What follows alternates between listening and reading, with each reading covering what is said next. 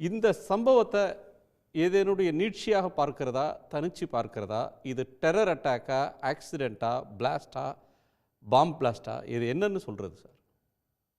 இப்போ இப்போ இன்னைக்கு நேற்று நடந்த இந்த சம்பவம் இது இந்திய இறையாண்மைக்கு எதிரானதாக நான் பார்க்குறேன். இதில் இது என்ன சம்பவம்னு சொல்கிறோமே, அது என்ன சம்பவம் அப்படின்னு பார்த்தீங்கன்னா, இதில் எக்ஸ்ப்ளோசிவ்ஸ் வச்சு ஒரு வெடிகுண்டு தாக்குதலாக, இது சூசைட் பாம்பர் அட்டாக்கா, இல்லாட்டினா ஒரு ஆக்சிடென்டலாக அவங்க இதை கொண்டு போகும்போது, எக்ஸ்ப்ளோசிவ்ஸ் கொண்டு போகும்போது ட்ரிகரான ஒரு இன்சிடெண்ட்டா, இல்லை ஒரு சில ஊடகங்கள் சொல்கிற மாதிரி அவன் டாக்டர் உமர் முகமது அவங்களுடைய கூட்டாளிகள் பிடிபட்டதுனால அவராக ட்ரிகர் பண்ணி அவர் இறந்து போயிட்டாரா அப்படிங்கிற எந்த ஒரு இதுவுமே தெளிவான ஒரு இது ஊடகத்துக்கு கொடுக்கல. இன்னமும் இன்வெஸ்டிகேட்டிங் ஏஜென்சிஸ் இப்போ மோர் தென் 24 hours ஆயிடுச்சு. இப்போ யூஸ் பண்ணப்பட்ட எக்ஸ்ப்ளோசிவ்ஸ் என்ன, ஒரு லோ கிரேட் அமோனியம் நைட்ரேட்டா அப்படிங்கும்போது இது ஒரு பிளான் பண்ணி ஒரு நடத்தக்கூடிய ஒரு தாக்குதல்னா, இதை ஒரு முக்கியமான ஒரு டார்கெட்டில் மிகப்பெரிய அளவில் ஒரு டேமேஜ் விளைவிக்கிற அளவுக்கு தான் அவங்க பண்ணியிருப்பாங்க. இந்த மாதிரி ரோட்டில் ஒரு சின்னதாக நடத்த மாட்டாங்க. அது போக இவங்க யூஸ் பண்ண அந்த எக்ஸ்ப்ளோசிவ்ஸோட சேர்ந்து ஷார்ப்னல்ஸ், ஸ்பிளிண்டர்ஸ், அதாவது இந்த ஆணி, போல்ட்டு, நட்டு, இது அதனுடைய எக்ஸ்ப்ளோஷனை மிக தீவிரமாக தாக்கக்கூடிய அளவுக்கு அதை யூஸ் பண்ணி இருந்திருக்கணும். சேதாரத்தை அதிகப்படுத்தக்கூடிய ரொம்ப இப்போ 10-13 பேருங்கிறது 100 பேருக்கு மேலே தாண்டி இருக்கும். அதெல்லாம் யூஸ் பண்ணியிருந்தா, அதெல்லாம் யூஸ் பண்ணலை அப்படிங்கிறது தான் இன்வெஸ்டிகேட்டிங் ஏஜென்சி சொல்கிறாங்க. அப்படி இருக்கும்போது இது ஒரு தீவிரவாத செயலா இல்லை ஒரு ஆக்சிடெண்ட்டா, இல்லை ஆக்சிடென்ட்ன்றது வண்டியோட ஆக்சிடென்ட் இல்லை, ஆக்சிடென்டெல்லாம் இப்போ டாக்டர் உமர் முகமது அப்படிங்கிறவர் அந்த எக்ஸ்ப்ளோசிவ்ஸை கொண்டு போகும்போது அவருக்கே தெரியாமல் அது ட்ரிகர் ஆயிடுச்சு, அது வெடிச்சிருச்சா, இந்த ஒரு ஆங்கிளில் தான் பார்க்க முடியும் அப்படின்னு நான் நினச்சிட்டு இருக்கும்போது, இன்றைக்கி பிரைம் மினிஸ்டரும் ஹோம் மினிஸ்டரும் என்ன சொல்கிறாங்கன்னா, இது ஒரு தீவிரவாத தாக்குதல், எல்லை தாண்டிய பயங்கரவாதம் அப்படி இப்படின்னு எதுவுமே லேபல் பண்ணல. ஆனால் என்ன சொல்கிறாங்க, இதுக்கு பொறுப்பானவர்கள் ஒவ்வொருவரையும் தேடி பிடிச்சு நாங்கள் தண்டிப்போம் அப்படிங்கிறாங்க. அப்போ முதல்ல செஞ்சவங்க யார்? இந்த 24 மணி நேரத்தில் இதை யார் செஞ்சாங்க? தேடி பிடிச்சி செய்வோம், யாராக இருந்தாலும் விடமாட்டோம், யார் செஞ்சாங்களோ அவங்கள நீதியின் முன்னால் நிறுத்துவோம் அப்படின்னு சொன்னாலே நடந்தது ஒரு விபத்து இல்லை. கண்டிப்பாக விபத்துனா விக்டிம், விபத்துனா நீங்க யாரையும் நீங்க சட்டத்துக்கு முன்னாடி நிறுத்த போறது இல்லை. ஆமாம். அப்போ பிரதமரும் ராஜ்நாத் சிங் பாதுகாப்பு அமைச்சரும் சொல்றாங்கன்னா, அப்போ அவங்க வேற எதையோ சொல்ல வர்றாங்கன்னு தானே புரிஞ்சுக்கணும். ஏதோ இதுக்கு பின்னாடி ஒரு முக்கியமான ஏஜென்சி பர்சன்ஸ் யாரோ இருக்காங்க, ஏதோ ஒரு குரூப் இருக்கு, அது அவங்களுக்கு தெரியுது. ஆனால் அவங்களால அதை கன்ஃபார்ம் பண்ணி சொல்ல முடியல, ஊடகத்துக்கும் சொல்ல முடியல.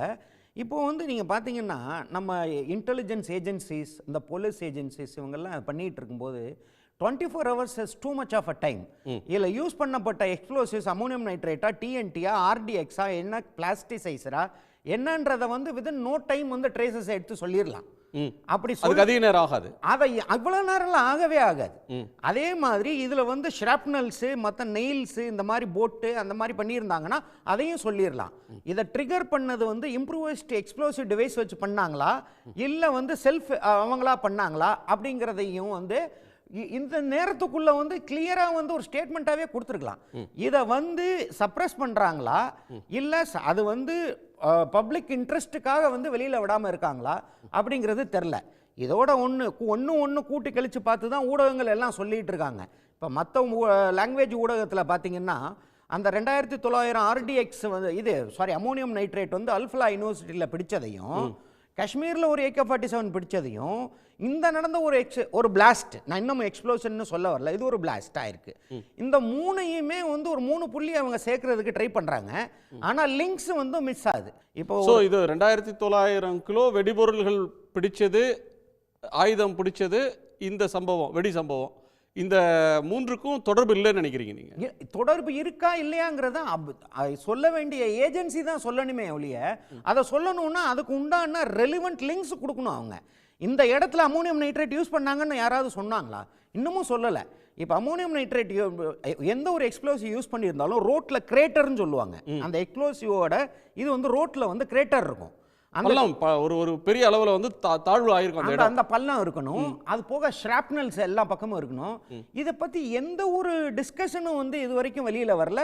ஒரு ஸ்டேட்மெண்ட் நேற்று வந்து பார்த்தீங்கன்னா டெல்லி வந்து கமிஷனர் ஆஃப் போலீஸ் வந்து என்ன சொல்கிறாருன்னா, இது ஒரு மூவிங் காரு, சிக்னலில் ஸ்லோ மூவிங் காரு எக்ஸ்ப்ளோர்ட் ஆயிடுச்சு அப்படின்னு மட்டும் சொல்லிட்டு போயிட்டார். இப்போ அதுக்கடுத்து என்ஐஏ வர்றாங்க, என்எஸ்ஜி வர்றாங்க, எல்லா விதமான துப்பறியும் ஏஜென்சியும் வந்துட்டாங்க. ஆனால் இது வரைக்கும் யாராலையும் ஒரு ஸ்டேட்மெண்ட் கொடுக்க முடியல. இது எந்த எக்ஸ்ப்ளோசிவ் யூஸ் பண்ணப்பட்டது, அமோனியம் நைட்ரேட் யூஸ் பண்ணப்பட்டதுன்னு ஏன் ஒரு அஃபிஷியல் ஸ்டேட்மெண்ட் கொடுக்க மாட்டேங்கிறாங்க?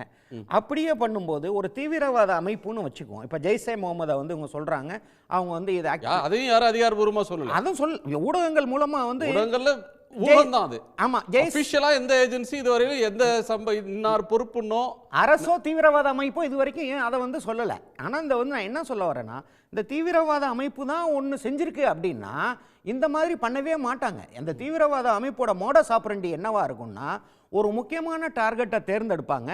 அந்த தேர்ந்தெடுத்து இந்த மாதிரி ஒன் ஆஃப் ஐசோலேட்டட் வந்து அமோனியம் நைட்ரேட் இதற்கு முன்னால் இந்தியாவில் எங்கெங்கே யூஸ் பண்ணப்பட்டிருக்குன்னு நான் உங்களுக்கு சொல்கிறேன். புனேயில் ஜெர்மன் பேக்கரி கேஸ் உங்களுக்கு தெரியும்னு நினைக்கிறேன். ஜாமா மஸ்ஜித் கேஸ் 2011 டெல்லியில். இதுக்கப்புறம் சீரியல் பிளாஸ்ட் மும்பை 2011. இந்த 3 இன்சிடென்ட் வந்துமே அமோனியம் நைட்ரேட் யூஸ் பண்ணப்பட்டது. அமோனியம் நைட்ரேட் சாதாரணமாகவே இந்தியாவில் கிடைக்கும். இதை எல்லை தாண்டி தான் கொண்டு வரணுங்கிறது கிடையாது. இந்தியாவுக்குள்ளே கிடைக்கிற ஒரு அமோனியம் நைட்ரேட் இதை ஃபியூல் ஆயிலோட மிக்ஸ் பண்ணி ஒரு எக்ஸ்ப்ளோசிவ் சப்ஸ்டன்ஸாக யூஸ் பண்ணலாம். ஆனால் வந்து இதோட வேல்யூ என்னன்னு பார்த்தீங்கன்னா, இப்போ ஒரு பேஸ் லைன்னு ஒன்று சொன்னோம்னா டிஎன்டியை சொல்லுவாங்க 100% அப்படின்னு பார்த்தீங்கன்னா, ஆர்டிஎக்ஸ் வந்து 150% எக்ஸ்ப்ளோசிவ் சப்ஸ்டன்ஸ். ஆனால் அமோனியம் நைட்ரேட் வந்து 75% தான். இது வந்து ஒரு அந்த இதுலேயே லோயர் கிரேட் ஒரு அமோனியம் இது வந்து இதோட சேர்க்க வேண்டிய அந்த ஆணி இது எல்லாமே எதுவுமே சேர்க்காம ஒரு எக்ஸ்ப்ளோசிவாக யூஸ் பண்ணியிருக்காங்கன்னா அது தீவிரவாத அமைப்பு வந்து நார்மலி அவங்க மோடஸ் ஆப்பரண்டியில் அப்படி பண்ண மாட்டாங்க. சரி, இது வந்து தீவிரவாத தாக்குதல் இல்லைன்னு நீங்கள் நினைக்கிறீங்க? இல்லை இருக்கு அப்படிங்கிறத மறைக்கிறாங்களா அப்படிங்கிறது தான் வந்து என்னுடைய வாதம். ஏன்னா இவ்வளோ பெரிய எக்ஸ்ப்ளோஷன் வந்து சாதாரண சிஎன்ஜி வந்து ஒரு டிக்கியில் இருக்கிற சிஎன்ஜி சிலிண்டரோட பிளாஸ்ட் வந்து இந்த அளவுக்கு பெருசா போகுமா அப்படிங்கிறது வந்து யாருமே ஒத்துக்கொள்ள முடியாது.